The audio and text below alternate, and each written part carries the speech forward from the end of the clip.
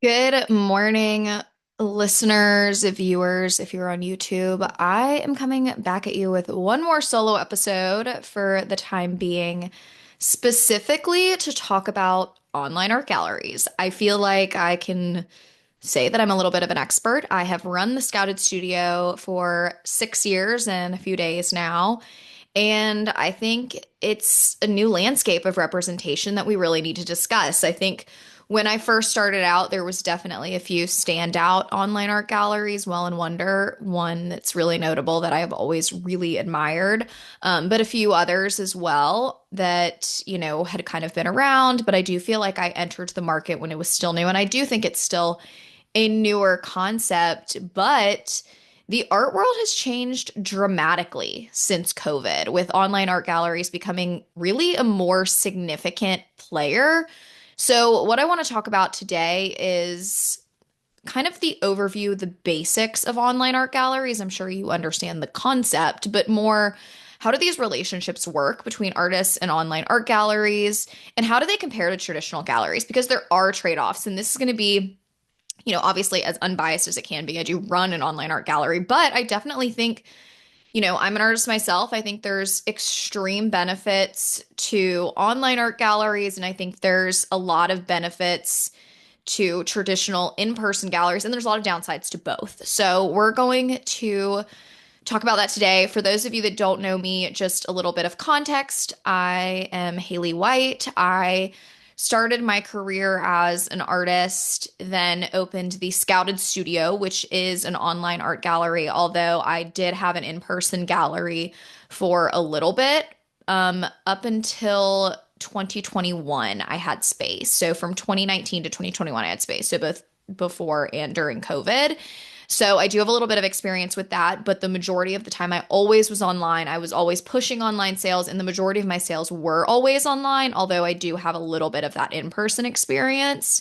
And then I also am here. I am a podcaster and an art coach for artists. So just what you will learn today is understanding online art galleries, what they are, benefits, downsides, also some hybrid models that I've seen, almost kind of what I was doing a couple years ago unintentionally, and then just how to really maximize these relationships. So, really excited to get into it today.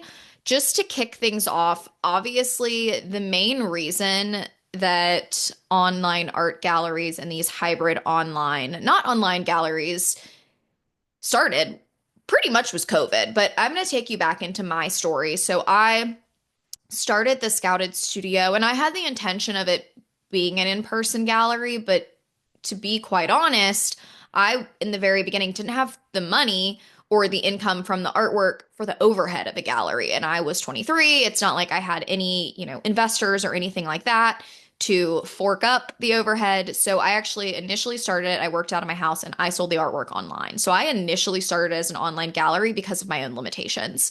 Not that I really think they were limitations, but yeah, at the time, having, you know, artwork in my home that I rented with other roommates was kind of crazy. Then I did get office space, and that allowed me to expand a lot. But what that looked like was it was an online gallery where I housed the artwork and I shipped it out. And that allowed me to bring on a lot of artists. It was a model a lot of artists understood.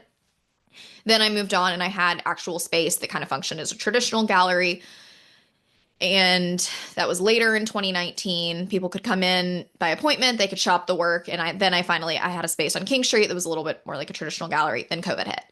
During COVID, I would say, or before COVID, I would say still 80% of my sales were happening online, and then 20% were happening either in person or designers locally in Charleston were coming in and shopping the work. So I would say all along, my model was very online focused. I always had a very easy e-commerce website. I used Shopify from the beginning, which I think was a huge asset to me. And I'm telling you all this background just so you can understand the shift in online galleries. I think a lot of galleries before COVID didn't even have websites, but I really did. So what I was doing was always a little bit different. Then when COVID happened, a lot of the artists I work with actually reached out to me and they were like, Hayley, and I had this idea in my head, but I didn't think artists would buy into it. So it's kind of ironic. They came to me and they were like, we're paying to ship you the work, which is common. Typically the artist will pay to get the work to the gallery. But then I was paying to ship it to the customer. And yes, the customer did offset some of those costs because I do charge shipping, but it wasn't a perfect system. And things were selling so quickly because, as we know, during COVID, after those first couple of months, the economy really, or at least the product economy, the home economy really started to do well. And a lot of people in this industry started to do well. So the art was selling so quickly, the artists were like, why don't we just ship it directly to the customers? So this began to shift my model from me holding the work and clinging so tightly to this idea of a traditional gallery to the artist holding the work and shipping it directly to the customer, which is the way the scouted studio works today. And I would say that's the way most online galleries work. Now, there are some hybrid models. And when I say a hybrid model, I don't mean galleries that just have websites. I mean galleries that both function in person and then also have artists that, hold the artwork and that artwork is exclusively available online. I believe the Collective Dallas does this, but I'm not 100% sure, so don't hold me to that. But there are a couple of those I've seen pop up. And then, most galleries have websites now that are shoppable because I think since COVID, people realized people would buy art online. I think people were skeptical about that, but I really think the Scouted Studio really proved that wrong in a lot of ways. So that was a little bit of backstory and a little bit about how my online gallery works. But for context, I think that's the way a lot of galleries work. Or online galleries work. I personally, from a shipping perspective, because a lot of people ask about this, the artists hold the work. If a piece sells, I charge an estimated shipping amount to the customer because I have to capture that while they're checking out. I can't, it's too much work for me to go back and forth. So I've been in business long enough, I usually can estimate around what it's going to cost to ship a piece. If anything, I'm on the lower side just to kind of hopefully things sell. That's just because I run a gallery. I don't recommend you necessarily need to do that as a business owner yourself. Charge shipping that in a way that makes sense to you. But I charge shipping, and then whatever it costs the artist to ship it to the client, I fully reimburse that amount to the artist. So sometimes I might charge the, client $10 more. Sometimes I might charge the client $10 less. That's on me to try to estimate that upfront charge to them as close as possible. And then I do refund the artist for shipping. Some online galleries don't do that. I kind of personally think that they should, but if they don't, you can build it into your prices. That's a whole other conversation. But that is one question that comes up a lot is how do we manage shipping if we're, holding on to the artwork and then, we're shipping it out, then what role does the online gallery have with the shipping aspect? And I personally refund artists. It's a big cost to me. Like it is a lot to manage. And so I totally understand why some online galleries don't. But if they don't, that's another big cost potentially for artists. So you really want to make sure you're building that into your prices. Um, Sorry, I had to sip my coffee, but definitely something to think about. So that's a little bit of just context for my gallery. I want to talk a little bit about the benefit of online galleries in general. So when I think about working with a gallery in general, the nature of a gallery relationship needs to be symbiotic. So we'll talk about what that means for traditional and online galleries, but I think just to kind of lay the groundwork, it needs to be mutually beneficial. And I think typically, if it's a 50-50 split, which I would say is really common with traditional galleries, I feel like I've seen 50-50 with online galleries. I've also seen, I feel like a little bit more commonly 60-40, so that you get 60% and the gallery gets 40. But that's kind of the ballpark I would have in the back of your mind if you don't know. But the benefits is the artists provide the work and the galleries theoretically bring the audience. And if it's a traditional gallery, they bring the infrastructure. If it's a digital gallery, they bring, the marketing tactics, which a traditional gallery does in a lot of ways too, but they bring the infrastructure of, all these digital platforms.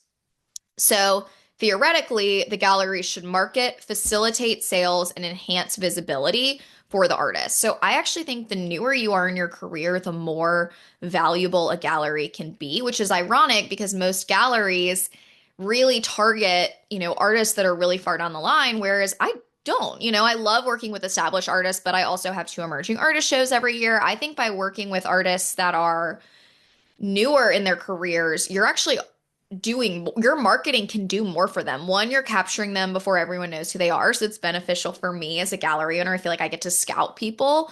But two, you're really providing a platform for these artists to grow. I really like to think about the Scouted Studio as a springboard for artists to really grow in their careers. It's a great credibility booster. It's a great way to teach you how the gallery relationship works. I enjoy working that way, and I have some artists who stay with me forever. I have some artists who get huge opportunities, and I have some artists who really grow a name for themselves and shop, grow their shop on their own. I love all of that. I'm here to support artists in any way I can. If an artist, needs to move on from the Scouted Studio for any reason, I've become close with all the artists I work with. There's no hard feelings. Like, there's also an endless supply of artists in this world. Like, I just think we can all really work together in that way. So that's how I think about my online gallery. But a lot of galleries aren't that way. They're not just here to support you. So a lot of them just want to make money at the end of the day, which, we all do. It's fine.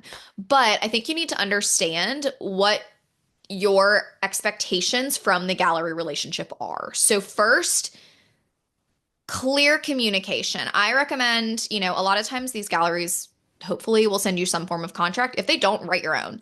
Have terms, know what to ask things up front. And then what you should expect from them is consistent marketing and promotion, because that's really where they're getting their 50%. They should be actively working to get your work in front of another audience. Now, with a traditional gallery, where you might have to come in is actually come into shows, do things in person, and, send things out to your email list, for example. But with a digital gallery, there's more opportunity for you to kind of enhance marketing as well by sending things to your audience, also marketing it yourself, and kind of building on like the social presence that they're developing. But the benefit with the digital gallery is they're more likely to do a lot on socials, tag you, and then you have that benefit of growth. Same with newsletters, all that good stuff. So there is some extra benefit there with digital galleries. I'm not saying it's, exclusively with online art galleries. Some traditional galleries obviously do some of this promotional stuff too, but I do think it's enhanced with the digital gallery. Also, you really want to be aware of what to ask. So I've talked about commissions, things I would ask when you have a partnership with the gallery. Things to think about are things like how often do we get paid? What does that look like? How often does the art rotate through for either gallery, online or in person? If it's an in-person gallery, like who covers the cost of shipping it back to me if it doesn't sell? If it's a digital gallery, how often I'm allowed to switch art out work, if switch out work. If it's an online gallery, I would think about asking if artwork, sells and I sell it on my own. What does that look like? What does it look like if I get a commission? All these kinds of things, because if you're holding the artwork, there can be some little fuzzy things that come up. So I recommend asking those questions up front and be aware of any type of extreme exclusivity. I think it's a little bit hard to have exclusivity rules when it's a digital online art gallery. Personally, I don't have any exclusivity things set up except for that the art you show with me is the art you show with me. You cannot show that exact same art sell it other places, but there are some galleries who are like, you can't be represented within X amount of miles. I think that's a lot more common with traditional galleries, but you do want to kind of look through those things. And if you ever have questions, we can always set up a short call. That is what my one-on-one calls are for, or for questions like that. Make sure everything looks good before you dive into a relationship. So those are the kind of the expectations from the gallery side. What should you expect as the artist? So you should be proactive in sharing new work and updates with the gallery. So if you're working on new things, letting them know like what that is, what they can, show, things like that. You need to understand just the gallery's goals in general, and if how much they expect you to market, share with your audience, and those kinds of things. So a little bit of context, a little bit of background, a little bit about expectations. Let's dive into the primary function of online galleries. I think now that they're becoming a little bit more common, a little bit more, understood, the primary function in my mind is really the digital marketing aspect. So I think the benefit I see, and I'm just going to talk in context of the Scouted Studio, SEO. I have so many people come to my site because I have optimized through what I've learned, a lot of the SEO for all of the artists I work with, for, their work, their pages, my website is really SEO optimized. So right there, you're going to get clicks from Google. I also have a huge digital presence, specifically on Pinterest. I get a ton of people, social media. My email list is really extensive, and I'm trying to send those out pretty regularly.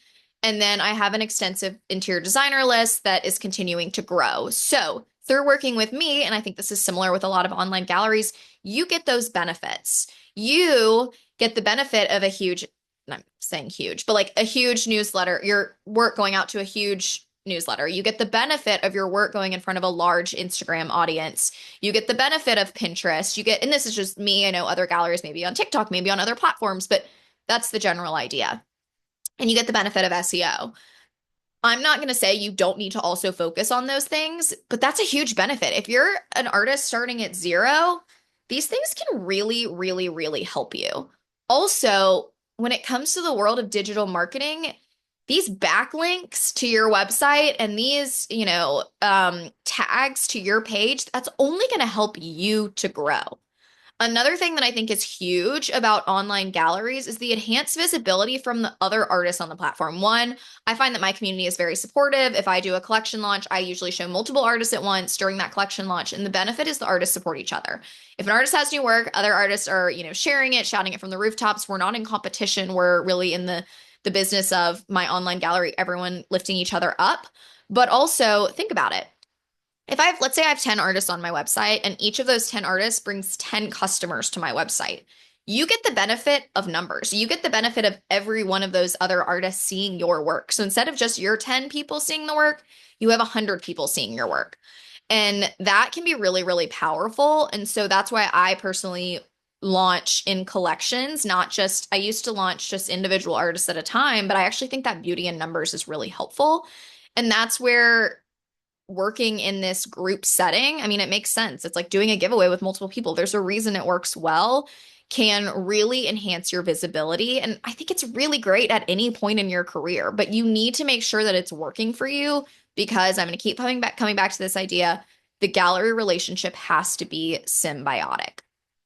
I also think, you know, one kind of added benefit of an online gallery is artists can leverage whatever the gallery's marketing strategy is to boost their own visibility. So it's so easy to say, you're sending out this email, please link to this, please link to my blog, please link to my, Pinterest page, link to my Instagram. Like the galleries want to do that. They want to support you. And that helps me to further tell your story as an artist. So that's really, again, it feels like a symbiotic relationship for me as well. I know I keep saying that word, but I think it's really important. I really want to hammer that home. So lots of benefits of working with an online gallery. So let's talk about comparing online and in-person galleries. First, we're going to talk about the good. So the good, I've kind of already covered a lot of the good with online galleries. You get that broader reach. You get to connect with collectors potentially worldwide, especially with, social media, Pinterest, email marketing, all of that. That really has no boundaries. I know I only sell work in the United States because I've had some issues with shipping, but that's, personal problem that I'm working through. But you still have the benefit of the visibility going worldwide, which is great. The flexibility of if you have a lower budget, you're not having to ship up. It's lower upfront costs, I would say, because you're not having to ship all of the work to, if you are watching this on YouTube, you can see Hudson in the background sniffing my paintbrushes. You don't have to ship the work to the gallery to begin with, because a lot of the time that cost falls on you, and it will force you to kind of get your act together, like digital portfolio, your website, because the minute you're on a online galleries platform, they're going to want to direct people back to your Instagram, your socials, potentially like to your newsletter, other things. So you got to get those things together. It kind of gives you that little kick in the butt you need. Obviously, the good of in-person galleries is I think instead of having that broader worldwide reach, not saying they could have that, but typically you get a really local targeted exposure in a specific area. So if you want to go into a specific city, for example, the Scouted Studio is located in Charleston. Like I live in Charleston, but most of my audience is not in Charleston. It's an online art gallery. So I work with people across the United States. If you have a style of work and you're like, I want Charleston representation, you can work with an online gallery all day long, but I would say that's where an in-person gallery can really benefit you. You would probably want to work with someone like the Miller Gallery or I just love them, an in-person Charleston gallery to really get that targeted exposure, and it would specifically be in that city. Obviously, there's opportunities for community building and in-person events, which I think are so important. I mean, the reason I started, the Founder Society is because Meg and I really believed in-person community building is so important. And I was doing so much behind a screen. Obviously, I love the club and I think there's so much networking that can happen on Zoom. But even with an online gallery, like a lot of that isn't face to face. And that's, can be a challenge. So that is a benefit of an in-person gallery, but not all in-person galleries are going to take advantage of it. So just something to think about. And then obviously, I personally, in my experience, like I do think larger and more expensive works tend to sell more in person just because people can see it and they can have that emotional connection. And obviously, they can see the texture and the colors. And I think with the rise of just how great our iPhones are and cameras and technology and the ability to, show more like AI art in rooms and videos of the work, I think that is becoming less of an issue. And I think e-commerce is growing so much and people are comfortable spending more money online that I think a lot of that, will change and people will continue to buy more and more larger and more expensive works online. But that's always going to be there. Like, I do not think in-person galleries are going anywhere. So I really think that's, those are some of the benefits. When it comes to challenges of online galleries, one, there's the potential for high competition. Anyone can really start an online gallery because it's pretty low overhead. Um, but I think if anything, that's just a benefit for artists, more places, more exposure. I think a challenge is the artist might feel like it's less personal and they might feel like they have less support. That's where you're going to want to check in with the gallery owner and the gallery itself and communicate. I know I'm always happy to talk to artists. I'm one person. If you feel like you need something from me, let me know. I also think a potential challenge with an online art gallery is your work might not be as good of a fit. So certain work I do think sells better in online galleries. And if your work is very textured and like wants to be kind of seen and maybe not felt, but like, kind of seen in person, that can be a challenge of an online gallery, like sculptural work, things like that can be a little bit difficult. So there are some challenges. It's not a perfect system, but there's challenges with traditional galleries as well. The next thing I kind of want to talk about before we conclude is just the tips for choosing the right online gallery. You want to research the gallery's audience, reputation, price point, other artists. If you can talk to other artists, you have any relationship with them, and get an idea about the gallery itself. That's a huge first step. But I also would really evaluate their marketing efforts. So, look at their website, pretend to check out. Is it easily accessible? Does it have a lot of stuff marked as sold out? That can be a good indicator. I wouldn't put too much, like I clean out my sold out stuff a lot, but it is something to think about. What is their social media presence? Subscribe to their emails. Huge.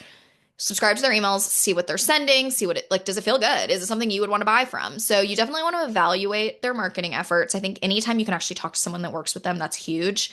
I would also look at how long artists work with them because, I think a turnover of a year says a lot. But if these same artists have been with this gallery since it's, the beginning or for a really long time, that's usually a good sign. And you just want to make sure your art is a good fit. And I typically say, you're not going to fit in with every single piece in the gallery, but you want to make sure, one, you're not in direct competition with someone else. So you're not way too similar to another artist in the gallery, but your work could be in the same home as at least 50% of the art in the gallery. So it doesn't look the same, but if it's all abstract work and you paint super traditional landscapes, that might not be the best gallery for you to be in. And it kind of comes back to that example, would those things be in the same home? I know like some homes maybe, but you get the point. So you definitely want to think about that.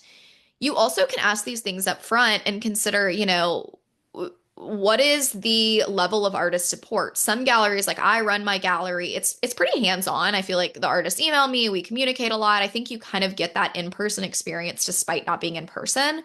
But there are some online galleries that I actually think of more like e-commerce platforms that are pretty much automated systems. And that can be great. It's almost like working with like an Etsy. It's like you kind of do everything, upload it, and then, it's great. It's a way to sell your work, but you need to kind of think about how much handholding you want and how well you want to, work with the gallery themselves. So those are just some things to consider, but a lot of these things also come up, and understand that working with a gallery is trial and error, and you don't need to feel like it's the end all be all. Like if you have a bad relationship with a gallery, you can leave and your business will be okay. If they're not selling any of your work, leave. That art will be better elsewhere. I do think you need to give usually like a year because art takes some time to sell. Like I wouldn't after a month be like, nothing's selling, I'm gonna pull out. But you do want to think about those things. So, how I want to conclude today's episode, just some actionable takeaways. Know your goals before approaching a gallery, do your research and make sure it's a good fit from the get-go before you reach out. Listen to my previous podcast from last week on building an art portfolio. Great tip for outreach to online art galleries. Understand your audience and find galleries that align, both specifically whether it be in person, online, or, hybrid models, are they in places where you currently aren't? Like maybe you want to be on social media more, so you want to be, on a digital gallery. Maybe you want to be in Dallas, for example, so you want to kind of get into an in-person gallery or a hybrid gallery. And then be ready to contribute to the relationship. As I've said a million times, like this isn't like a set it and forget it. It is in that they should be holding up their end of the deal. But you do need to be, especially with online art galleries, you need to be providing high quality images most of the time. Some galleries take their own photos, but most of the times you need to be providing high quality images, bios, regular updates. And if you have issues, letting the gallery know if things, are damaged or anything like that, letting the gallery know. I think the image is a big thing. At the end of the day, a gallery's not gonna be able to sell your work online if the images are crap. So invest in good pictures, whether it's hiring someone, whether it's getting a camera, whether it's just learning how to take photos on your iPhone. I think that's something I probably need to do like a course on or something. But that's huge. So just some quick takeaways. I hope this encourages you if you've been unsure or have had questions about online galleries. I hope this clears up some of the noise and some of the questions you have, and you can determine if it's right for you. It's not right for everyone, but it can be a great way to increase your exposure in 2025. I encourage you to research, think strategically, think what makes sense for you. If you ever need extra help, I talk about these things often in the club. I'm always open for a one-on-one, 30-minute session, hour session. And yeah, there's a lot of differences between online and in-person galleries, but there's also a lot of similarities. There's a lot of benefits. There's a lot of challenges. So just to end on a high note, the whether online, whether in person, whether no gallery at all, you fully want to sell on your own, find the right match that aligns with you, with your artistic goals, with your vision, and you will be in the best place. So I hope you found this helpful. As a reminder, you can find me anywhere podcasts are. If you enjoyed this episode, please leave a rating and review so I can continue to get great guests, continue to spend time developing these solo episodes that I hope are very informative. And yeah, it's just great. It helps the podcast grow, helps more people get these free resources. And then if you love this and you want a more in-depth, like basically this every single week, I highly recommend you subscribe $12 a month to the Substack. I do deep dive podcasts like this weekly on a whole breadth of different topics that are relevant at the time. And so I think that's a really good hit in your inbox every Thursday. Highly recommend. You can also subscribe for free and just get short little emails, but I think the added podcasts are beneficial. So I hope you found this very helpful. I will be back next week. I have some really great interviews lined up. I'm so excited. A lot of people that are artists, but a lot of people, art consultants, gallery owners, lots of things like that as well that will really expand our thinking. And I'm going to pepper in some of these solo episodes too, because I think there's a lot of knowledge that I can share that hopefully will elevate your careers, answer your questions, and get you to your versions of success quicker. So I will be back next week. If you're a subscriber, you'll hear from me on Thursday on the Substack, and I will talk to you then.